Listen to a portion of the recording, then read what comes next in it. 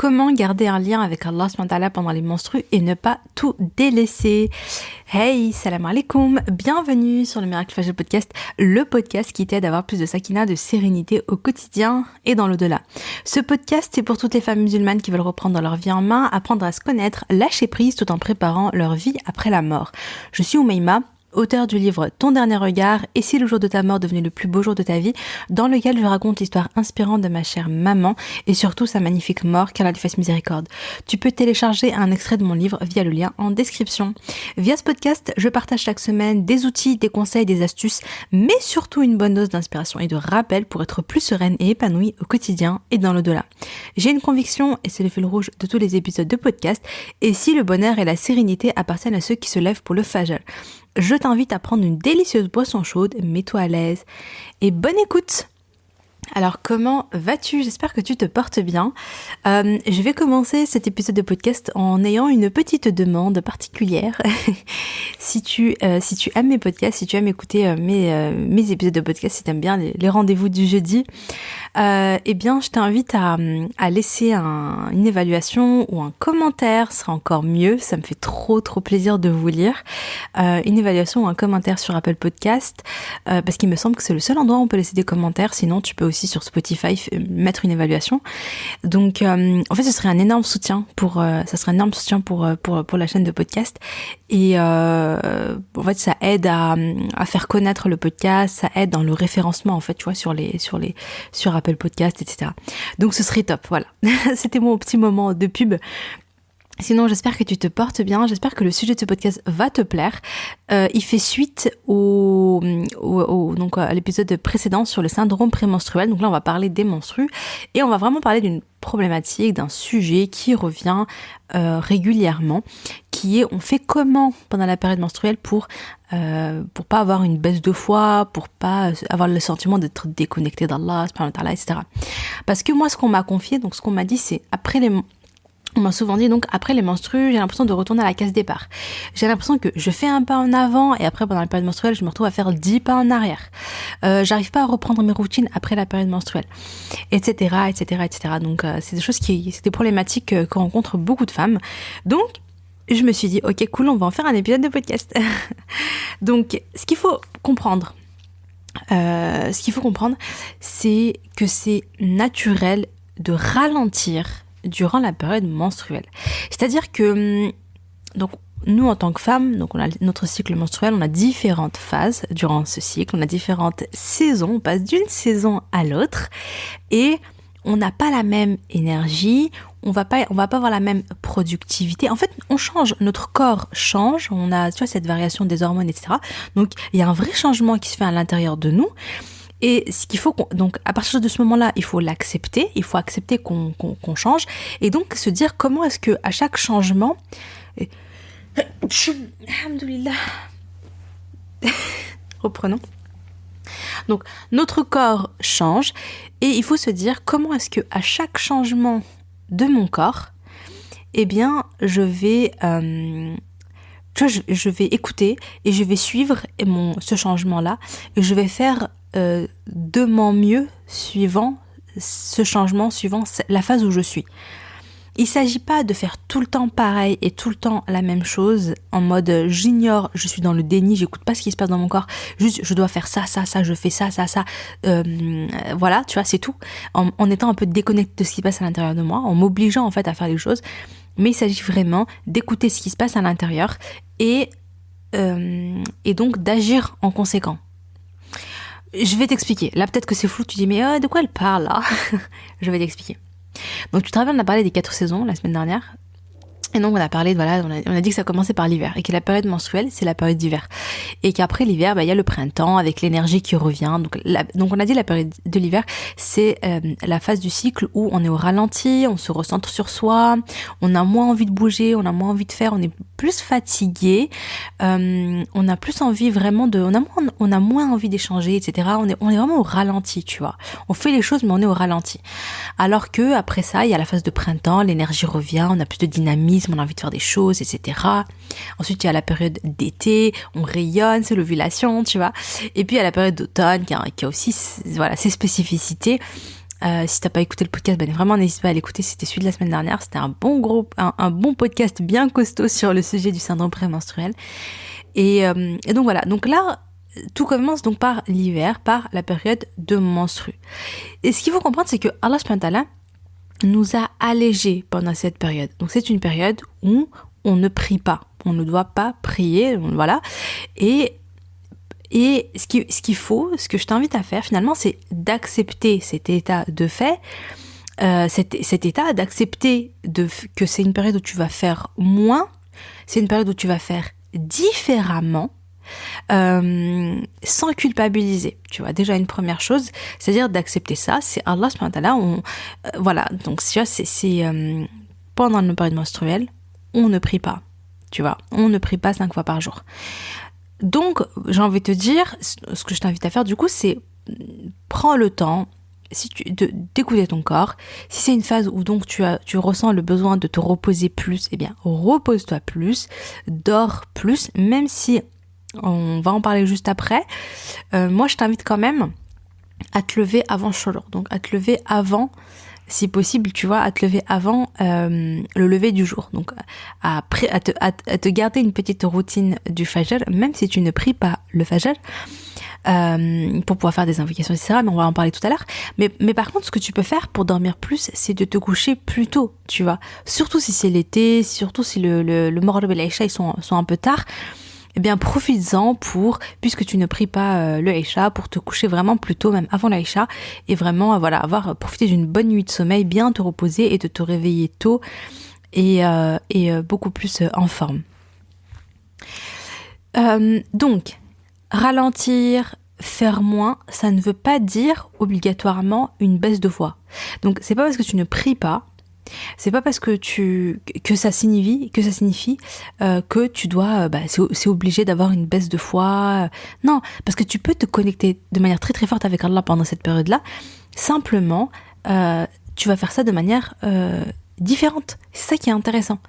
Donc voilà. Et après, en même temps, donc d'un côté, je te dis que t'es pas obligé d'avoir une baisse de foi parce que tu vas faire d'autres choses qui vont compenser. Il y a différentes manières d'adorer Allah subhanahu wa ta'ala. C'est pas uniquement par la prière. Mais en même temps, si pendant cette période-là, ta foi baisse un petit peu, toute proportion est gardée, hein, tu vois, on va pas, voilà.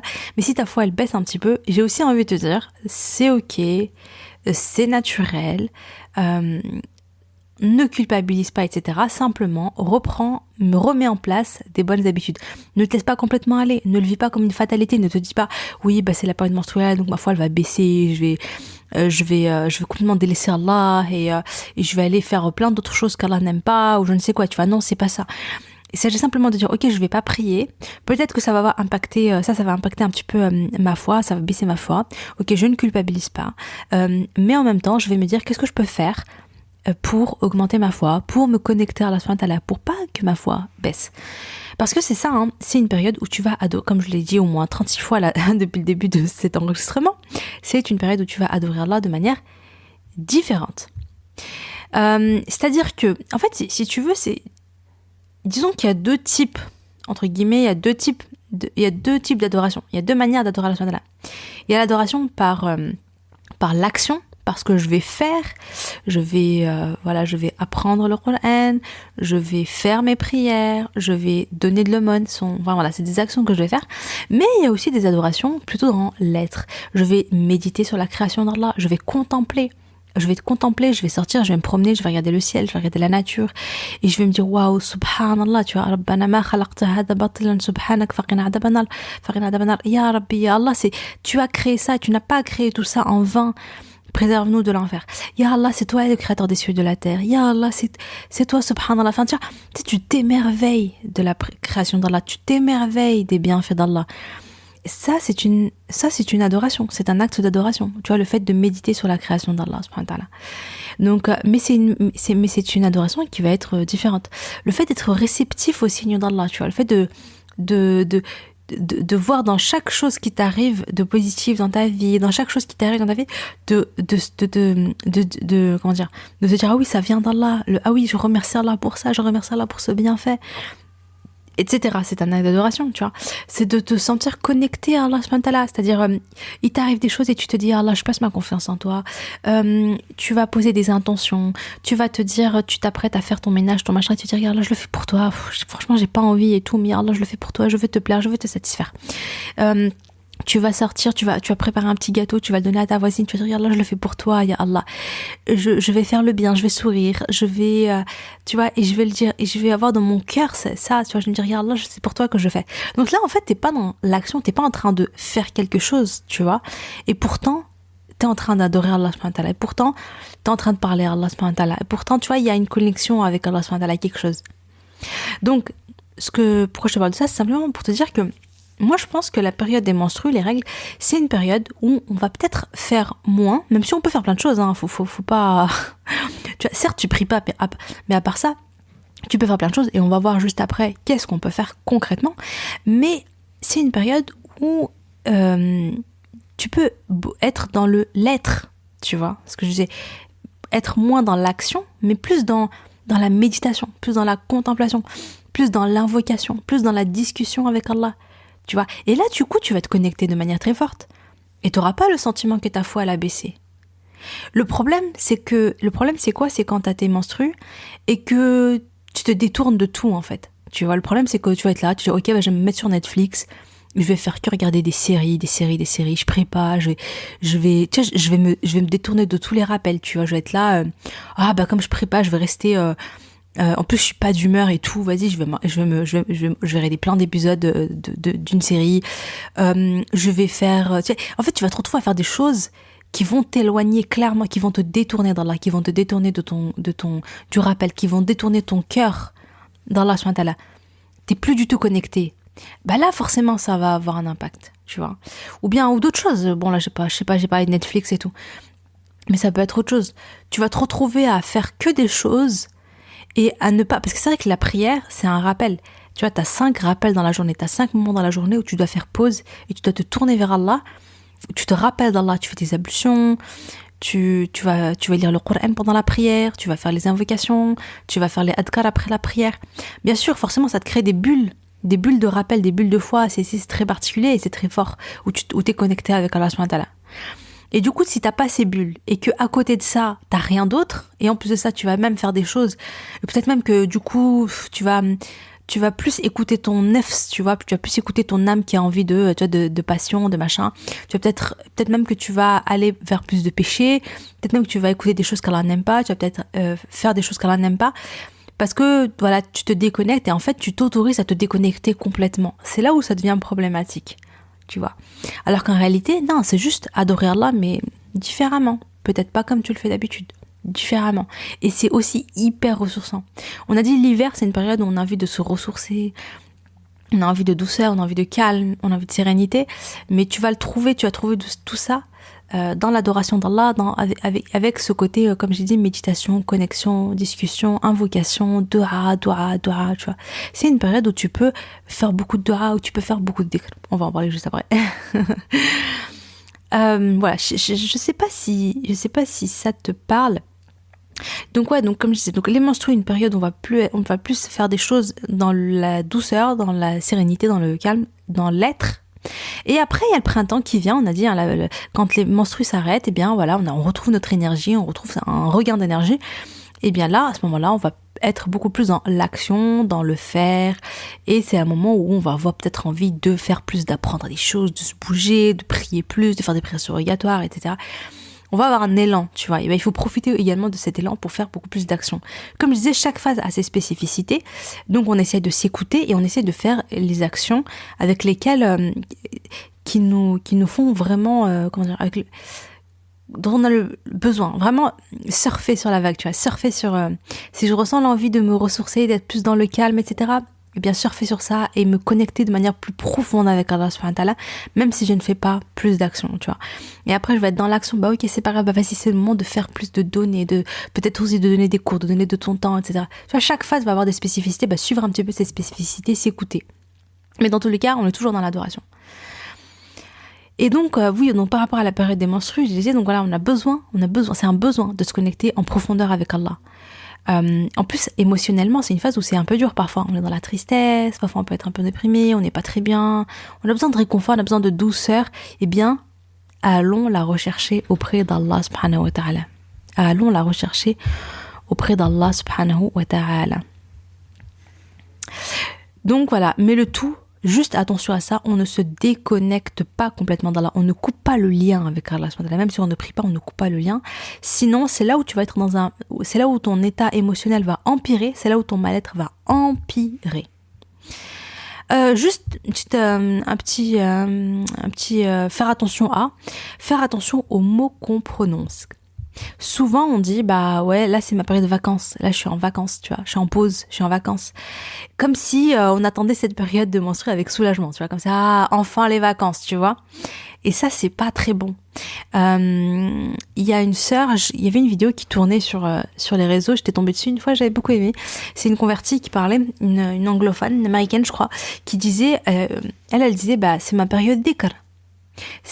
La période des règles, c'est ma période de dhikr. Tu sais, ça change tout.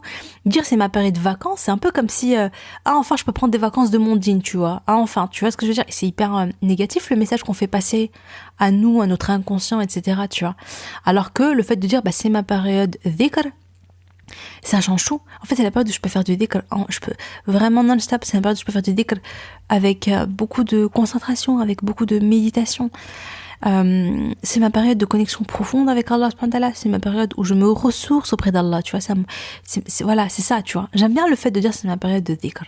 Voilà, essaie de trouver ton mot à toi, ton terme à toi, ton expression à toi, mais en tout cas faire attention à ce qu'on dit, parce que parfois ça fait pas passer le bon message, on intègre des mauvaises choses, quoi. Et donc concrètement, qu'est-ce qu'on peut faire à la place des prières pour ne pas avoir le sentiment de tout délaisser, pour ne pas que notre foi baisse totalement et voilà, pour préserver notre foi.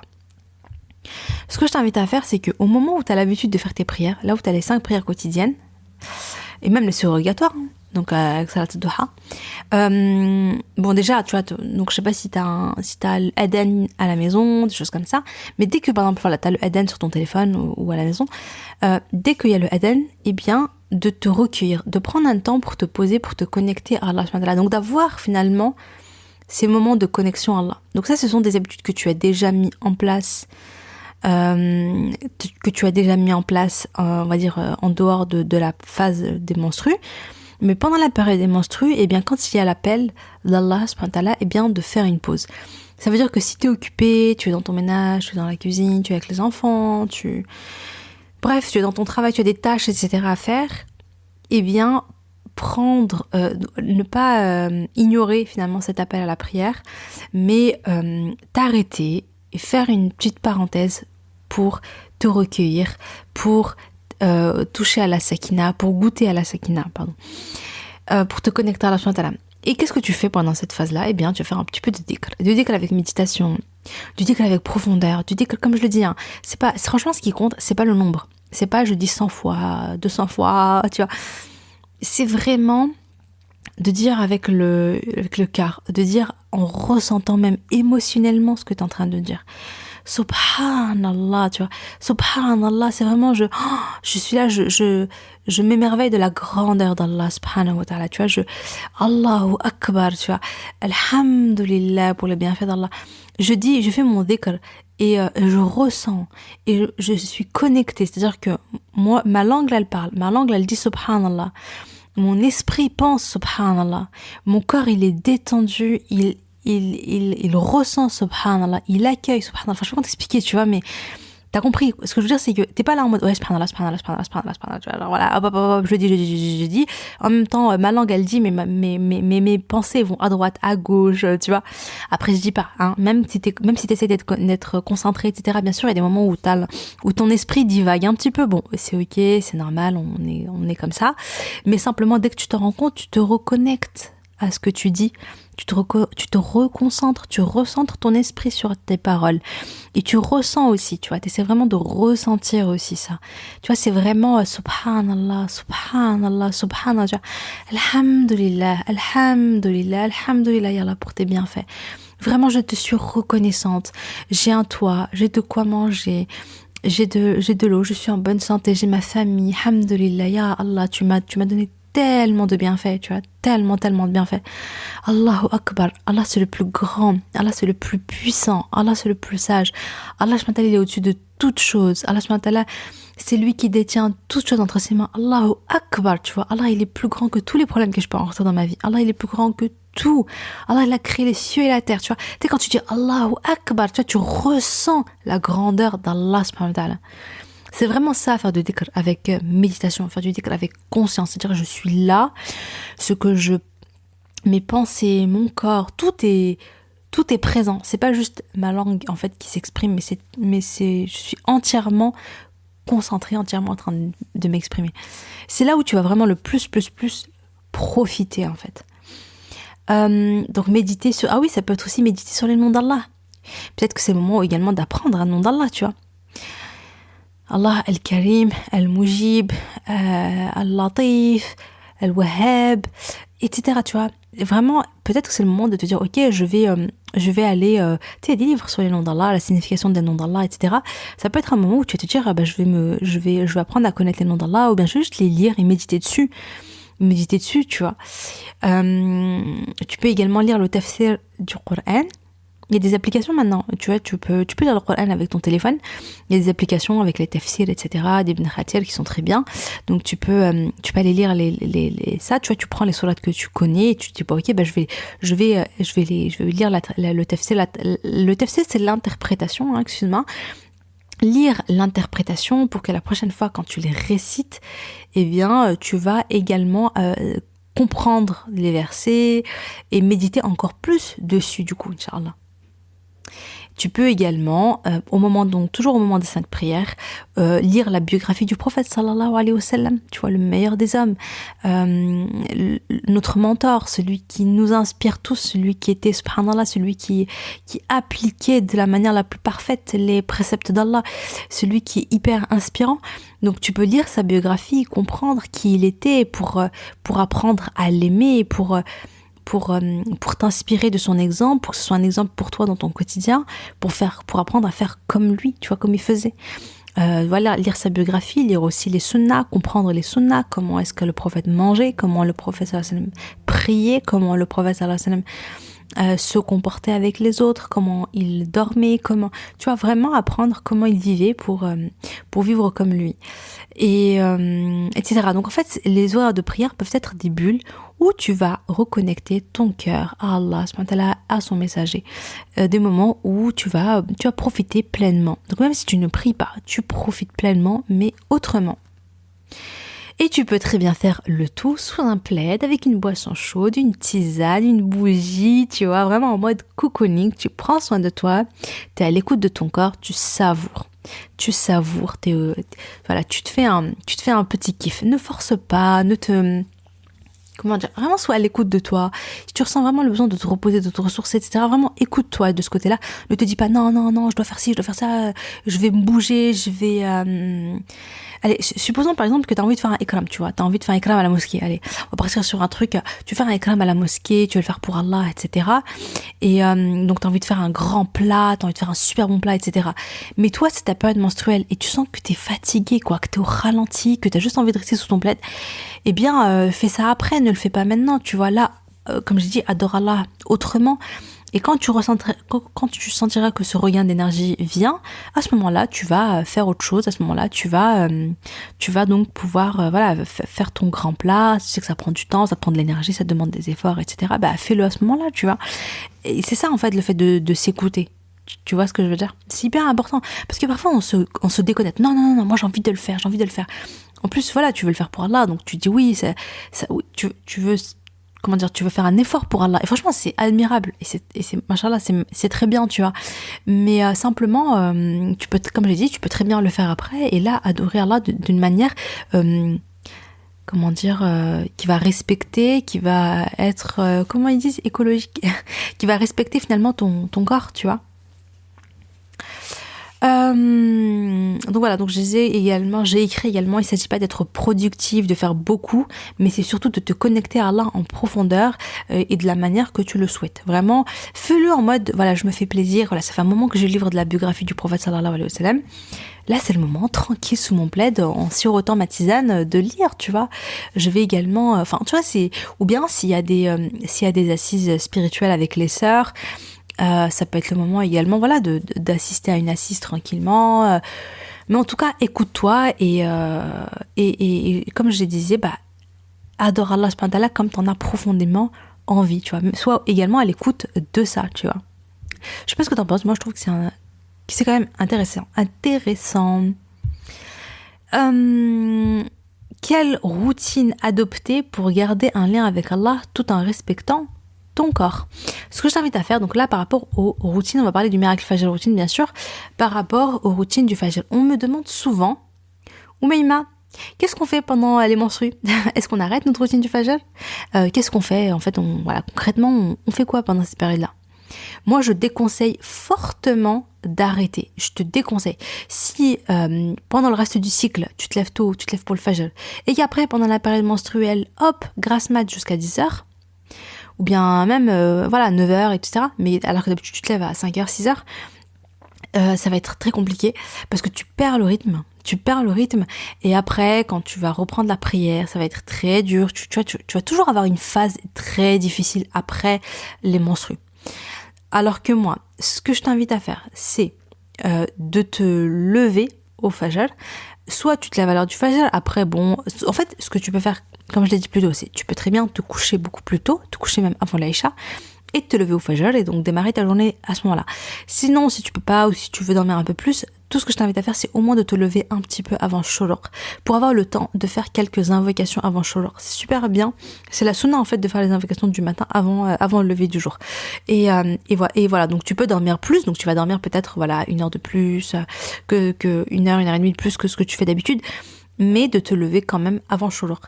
Et après, c'est à toi de voir, tu peux très bien allez, supposons que t'es vraiment fatigué, tout ça, t'as pas trop envie de bouger de ton lit et tout.